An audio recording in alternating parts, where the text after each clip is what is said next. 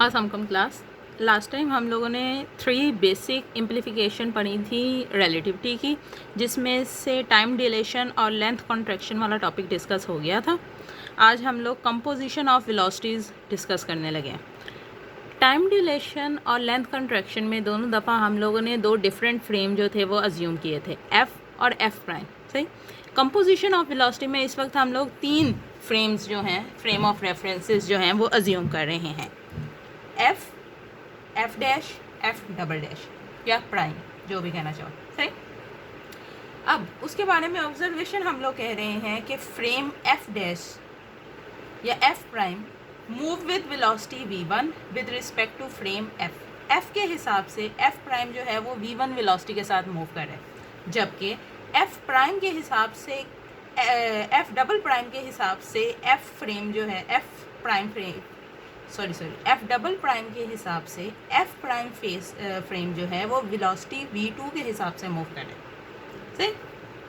अगली बात हम लोग कह रहे हैं done by Newtonian physics. Newtonian physics के बारे में हम लोगों ने लास्ट टाइम वीडियोस में डिस्कस किया था कि रिलेटिविटी का कॉन्सेप्ट देने से पहले जो फिज़िक्स के कॉन्सेप्ट इस्तेमाल होते थे वो न्यूटोनियन फिजिक्स पे डिपेंड करते थे। ठीक। ओके जी। न्यूटोनियन फिजिक्स हम लोगों को कहती है कि एफ डबल प्राइम जो है वो बेसिकली v3 वेलोसिटी से मूव करेगा फॉर कैपिटल एफ के लिए। सही। मतलब यहाँ पे मैंने एफ प्राइम और एफ के दरमियान रिलेशन देखा, यहाँ पे मैंने एफ डबल प्राइम और एफ प्राइम के दरमियान रिलेशन देखा। सही। इस वाले पॉइंट में हम लोग ये डिस्कस कर रहे हैं कि एफ डबल प्राइम और एफ डायरेक्ट एफ के दरमियान क्या रिलेशन होगा। सही। यहाँ पे वेलोसिटी v1 थी, यहाँ पे v2 थी। बेसिकली एफ डबल प्राइम और एफ के दरमियान जब हम वेलोसिटी चेक करते हैं तो वो बेसिकली v3, जो कि एक्चुअल में इन दोनों वेलोसिटीज़ का एडिशन है, v1 प्लस v2। ठीक।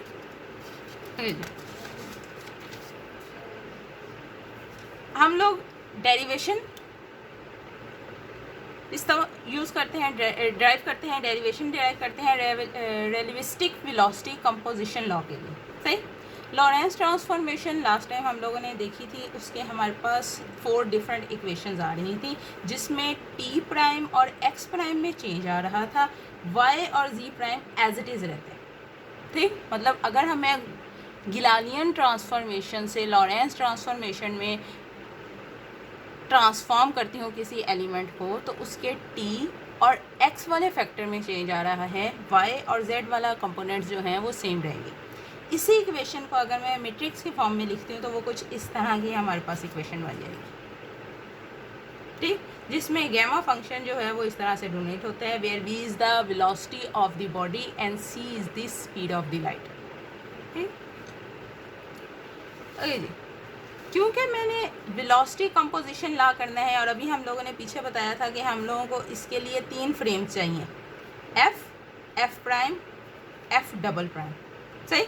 सो और ट्रांसफॉर्मेशन क्या हो रही थी, एक दफ़ा एफ से एफ प्राइम के दरमियान ट्रांसफॉर्मेशन हो रही थी, दूसरी एफ प्राइम से एफ डबल प्राइम के दरमियान ट्रांसफॉर्मेशन हो रही थी। ठीक। इस वजह से मेरे पास यहाँ पे ये जो मैट्रिक्स हमारे पास कहलाता है वो बेसिकली एल कहलाता है, लॉरेंस मैट्रिक्स कहलाता है, एल। सही। इस एल मैट्रिक्स को पहले तो हम लोगों ने सबसे पहले इसमें v²/c² को बीटा से कन्वर्ट किया। ठीक। और इस एल ट्रांसफॉर्मेशन की 2 टाइप्स बताइए। एक हमारे पास L1 जो कि एफ से एफ प्राइम के दरमियान ट्रांसफॉर्मेशन है बेसिकली। सही। और इस L1 में जो मैं बीटा इस्तेमाल कर रही हूँ वो बेसिकली बीटा 1 है। ठीक। और दूसरी हमारे पास है L2 जो कि एफ प्राइम से एफ डबल प्राइम के दरमियान इस्तेमाल हो रहे हैं, और इसमें हमारे पास जो बीटा इस्तेमाल हो रहा है वो है बीटा 2। ठीक। मतलब इस L की आगे मैंने 2 टाइप्स बना दी, एक L1 और एक L2। ठीक। ओके जी। अब मेरे पास 2 मैट्रिसेस हैं। अगर मैट्रिसेस पॉइंट ऑफ व्यू से देखें, मेरे पास 2 मैट्रिस हैं, L1 L2, दोनों का ऑर्डर हमारे पास 4/4 है। मतलब अगर मैं मैट्रिक्स मल्टीप्लिकेशन करनी चाहूँ तो वो पॉसिबल है। ठीक। हम लोगों ने अगली जो ट्रांसफॉर्मेशन लेनी है वो लेनी है एफ़ और एफ़ डबल प्राइम के दरमियान। ठीक। एफ़ और एफ़ डबल प्राइम के दरमियान ट्रांसफॉर्मेशन लेने के लिए मैंने एक नया मैट्रिक्स जनरेट किया है, L2 L1। मतलब पहले दो मैट्रिसेस का मल्टीप्लिकेशन। ठीक, अब पहली बात तो इन दोनों में मल्टीप्लिकेशन पॉसिबल है क्योंकि ऑर्डर जो है वो दोनों का ही 4/4 है। सो मैट्रिक्स मल्टीप्लिकेशन जो है वो दोनों की पॉसिबल है। अगर हम इसको मल्टीप्लाई करते हैं, simple case, first row first column, ठीक, इस हिसाब से हमारे पास ये मैट्रिक्स ऑब्टेन होता है। ठीक, कैलकुलेशन करके आप देख सकते हो, आपके पास एग्जैक्टली यही वैल्यूज़ आएंगी। ठीक, अगर जी अब यहाँ पे मैं थोड़ी सी मॉडिफिकेशन कर रही हूँ। मैं यहाँ L2 और L1 को L3 से रिप्लेस कर देती हूँ नाम से। लॉरेंस ट्रांसफॉर्मेशन है, L3 3 टाइम कर रही हूँ, 3 डिफरेंट लॉरेंस ट्रांसफॉर्मेशन की हैं, सो मैं L3 का नाम दे सकती हूँ। सही।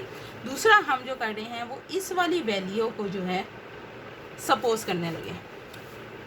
ये दो चीज़ें हमने सपोज की, L2 और L1 को L3 के बराबर, और दिस वैल्यू को 1/1 माइनस बीटा 3 2 के स्क्वायर के बराबर। सही। यहाँ बीटा 3 इससे रेलिवेंट लेके 3 कंपोनेंट थर्ड ट्रांसफॉर्मेशन के लिए इस्तेमाल किया।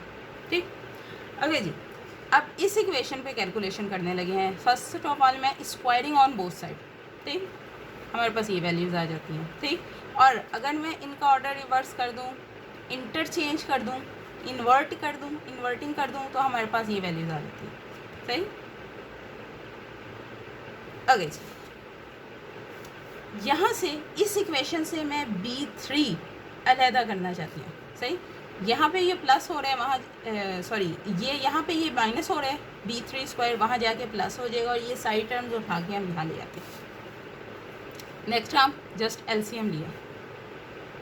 ठीक, अब ये ब्रैकेट स्क्वायर है, स्क्वायर की पावर खोल देते हैं, इनका आपस में मल्टीप्लाई करके खोल देते हैं। हमारे पास कुछ ये वैल्यूज़ बन रही है जिसमें से फर्स्ट और सेकंड ये दो जो टर्म्स हैं वो इससे कैंसिल हो रही हैं। यहाँ पे फिलहाल बाहर माइनस का साइन है, अंदर जाएंगे तो साइन चेंज करेंगे, ये दोनों जो हैं वो आपस में कैंसिल हो रही हैं।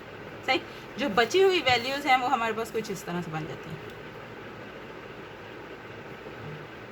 ठीक, जो कि a square plus 2ab plus b square, मतलब इसका फार्मूला बन रहा है हमारे पास। ठीक, जो कि हमने नीचे इस्तेमाल कर लिया। अब यहाँ भी स्क्वायर है, यहाँ भी स्क्वायर है, यहाँ भी स्क्वायर है, स्क्वायर रूट लगा के मैं स्क्वायर की वैल्यू से ख़त्म कर सकती हूँ। ठीक, सो हमारे पास ये वाली वैल्यू बच गई। Beta 3 is basically equal to beta 1 plus beta 2 over 1 plus beta 1 into beta 2। ठीक, अब बीटा 1 हम लोगों को पता था कि B1 over C first transformation के लिए था, और फर्स्ट ट्रांसफॉर्मेशन में हमने जो वेलोसिटी इस्तेमाल की थी वो V1 थी। तो beta 1 is equal to V1 over C। C में 1 2 नहीं आएगा क्योंकि C स्पीड ऑफ लाइट है जो हर तरफ एक जैसी रिमेन कांस्टेंट रहती है। सही। सो बीटा 1 आ गया V1 ओवर C, बीटा 2 आ गया V2 ओवर C। सिमिलरली हम लोग बीटा 3 ले रहे थे, वो V3 ओवर C आ गया। ठीक, सो अब अगर मैं बीटास की वैल्यूज़ पुट कर देती हूँ तो कोई ये इक्वेशन आ जाती है।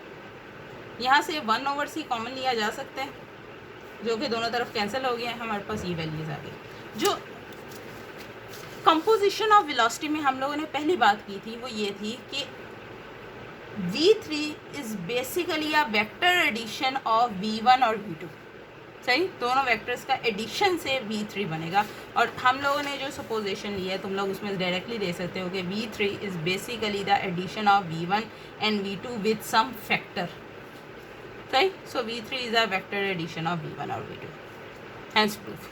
ठीक, ओके जी नेक्स्ट पॉइंट जो हम लोग डिस्कस करने लगे हैं वो हमें ये कहता है कि the maximum speed is finite. सही, अगर कोई भी ऑब्जेक्ट मूव कर रहे हैं सो ये पॉइंट हम लोगों को ये क्लेम करता है कि उसकी जो मैक्सिमम स्पीड होगी वो हमेशा फाइनाइट होगी। वजह, सबसे पहला पॉइंट अगर तुम देखो, no physical object travel faster than the speed of light. सही, न्यूटन साहब की ही थ्योरी है कि कोई भी ऑब्जेक्ट जो है जितना मर्जी तेज़ मूव कर ले वो स्पीड ऑफ लाइट से ज़्यादा मूव नहीं कर सकता।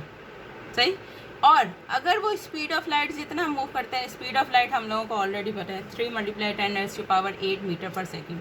सही, जो कि एक फाइनाइट वैल्यू है। तो अगर कोई भी ऑब्जेक्ट स्पीड ऑफ लाइट से ज़्यादा मूव नहीं कर सकता, इसका मतलब है कि फिज़िकल ऑब्जेक्ट की जो स्पीड होगी वो स्पीड ऑफ लाइट से कम होगी, मतलब वो 3 × 10⁻⁸ से कम होगी। जो कि फाइनाइट वैल्यू है, सही। तो जो उससे कम वाली वैल्यू होगी वो भी फाइनाइट होगी। इसका मतलब कोई भी मैक्सिमम स्पीड तुम लोग ले रहे हो वो हमेशा फाइनाइट होगी। ठीक, थैंक यू।